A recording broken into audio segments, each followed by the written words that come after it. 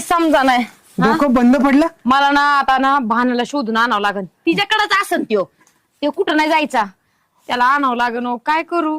म्हणजे तू कामावरून काढून टाकलंयस ना त्याला, आणि मग आता कामाचा व्याप तुझ्यावर वाढणारच ना, साहजिकच आहे. उन्हातानामध्ये तुला कार्य करावंच लागणार आहे, काम करावंच लागणार आहे ना. नाही नाही, पण मला जावं लागेल ना तिच्याकडे आणायला.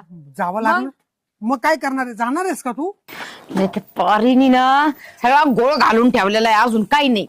घोळ घोळ गोळ कसा काढायचा ते समजा नाही. नाना नाना नाना इकडे या. बरं झालं नाना आले. आपण काय करू आता? नानाला विचारू.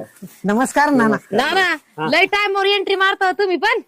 चाललो होतो मी इकडून. हा नाना, हा. बऱ्याच दिवसानंतर तुम्ही मला भेटताय, माझ्या दृष्टीस पडताय. हा, आपली प्रकृती खूप चांगली आहे ना. आहे प्रकृती. थांबा ना, माझं काय चाललंय तुमचं काय चाललंय मधीच. ऐका नाना, हे बघा आता काय झालंय माहितीये का, भाने गेलाय पळून.